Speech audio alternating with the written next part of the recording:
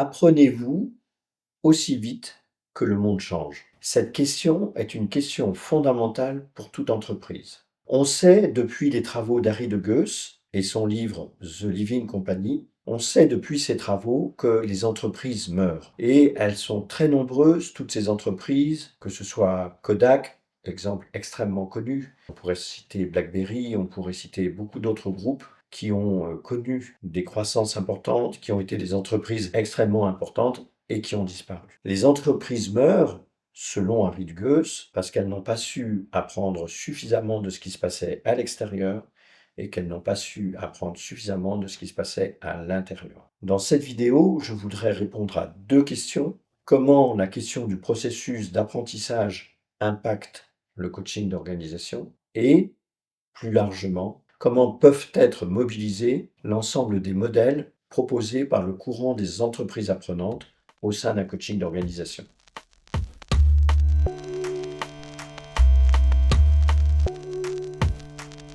Les seules vraies connaissances qui sont utiles à une personne sont celles qu'il a découvertes par elle-même. C'est une phrase de Carl Rogers. C'est cette idée au fond que ce qui nous intéresse, ce n'est pas tellement ce que les connaissances peuvent m'être données par une autre personne, mais plutôt ce que j'apprends dans un processus d'apprentissage personnel et notamment par l'expérimentation. C'est pour cette raison qu'aujourd'hui, je voudrais vous parler de la question du processus d'apprentissage au sein d'un coaching d'organisation. D'abord, il faut le rappeler, un coaching est un processus d'apprentissage. Si vous allez voir une personne pour qu'elle vous conseille, par exemple dans votre procédure de carrière, elle va vous donner beaucoup d'informations qui vous seront utiles.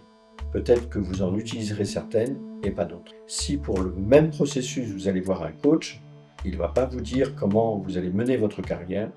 Par contre, il va vous amener à découvrir toutes les ressources, toutes les questions, tous les endroits où vous allez pouvoir mobiliser des moyens et qui vous permettront d'avancer. C'est-à-dire qu'au fond, il va essentiellement travailler à votre processus d'autonomie. La grande différence entre le conseil et le coaching, c'est cet accès particulier, ce transfert particulier d'autonomie. En coaching d'organisation, nous avons la même question. Lorsqu'on y réfléchit, la plupart, je dis bien la plupart et pas tous, mais la plupart des projets de conduite du changement ou d'accompagnement du changement visent à faire en sorte que la transformation prévue ait lieu. Et dans ce cadre-là, certains acteurs vont apprendre de l'aventure humaine et du projet qu'ils auront mené. Mais ça n'est pas intégré comme une des questions fondamentales qu'il y a à aborder en faisant le projet de transformation.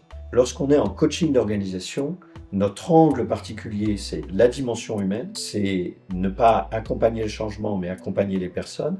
Mais surtout, ce qui va nous intéresser, c'est le processus de transfert d'autonomie des personnes, la manière dont elles vont mener le projet de transformation, mais en même temps apprendre à mener des projets de transformation, c'est-à-dire à faire ce qu'on appelle un apprentissage de second niveau. Globalement, on peut dire que le coaching d'organisation se distingue d'autres approches par cette question particulière d'être très attentif au processus apprenant. En coaching d'organisation, la réussite tient au fait que le projet qui devait être mené de transformation a bien été réalisé, mais il tient surtout au fait que les acteurs sortent enrichis, informés, transformés eux-mêmes et capables ultérieurement de mener d'autres projets de transformation sans être nécessairement accompagnés, c'est-à-dire dans la mesure où on les a rendus autonomes. Quelles sont les conséquences de cette idée qu'au fond, le coaching d'organisation, comme tout coaching, est un processus apprenant? Tout d'abord, la première conséquence, c'est qu'en coaching d'organisation, nous préférons nous attacher à la mise en mouvement qu'au contenu de l'accompagnement. Bien sûr, nous ne négligeons pas le contenu, nous savons qu'il est important pour notre client, mais pour nous, ce qui est important, c'est la mise en mouvement et la mise en autonomie du client. La deuxième conséquence très importante, c'est que l'ensemble des processus de débriefing qui ont lieu pendant tout l'accompagnement sont essentiels parce que nous veillons constamment à chaque étape, après un atelier, après un coaching, à la fin même de l'accompagnement, à amener les acteurs à prendre conscience de leurs apprentissages, du chemin parcouru et de ce qu'ils pourront réutiliser dans d'autres circonstances pour d'autres transformations. Autre conséquence de ce processus, c'est qu'en coaching d'organisation, on va préférer le test and learn à un scénario totalement ficelé, bien léché, décrit dans un diagramme de Gantt, comme on est parfois capable de le faire pour de la conduite du changement ou de l'accompagnement du changement. Nous préférons qu'un collectif parte un peu dans la mauvaise direction, apprenne de cette erreur et devienne autonome pour choisir sa direction, plutôt que de décider à sa place d'une direction qui ne va pas lui permettre d'apprendre par lui-même. Dernier point, en coaching d'organisation, nous allons être extrêmement vigilants à l'apprendre ensemble. Chacun des membres d'une équipe a à apprendre des autres, mais tous les autres sont une ressource. Chacune des équipes a à apprendre des autres équipes et toutes les équipes sont aussi des ressources. Ça signifie que c'est une manière de regarder l'organisation comme infiniment plus riche qu'on ne peut le considérer dans un processus où chacun serait avare de sa contribution parce qu'il aurait à participer plus ou moins volontairement à un processus décidé à l'avance et en grande partie sans lui. Vous voyez aussi, quand je vous décris ces processus, que l'ensemble du courant des entreprises apprenantes, qui commence avec Harry de Geus, qui est formalisé, développé, incarné par Peter Senge dans la 5e discipline, va nourrir aussi les coachings d'organisation. L'ensemble des processus apprenants, que ce soit tout le courant du co-développement avec ses multiples formes, que ce soit la théorie du U d'Otto Scharmer, que ce soit des processus plus ouverts comme l'appreciative inquiry, le coaching d'organisation va mobiliser à l'intérieur de ces scénarios d'intervention tous ces éléments qui viennent du courant des entreprises apprenantes, parce que c'est une manière de densifier le processus de transformation, de lui donner beaucoup de sens et de nourrir les acteurs en termes de compétences pour le futur. Lorsque nous formons des coachs d'organisation au sein d'ACA Transformation, nous sommes évidemment très vigilants à l'ensemble de ces dispositifs.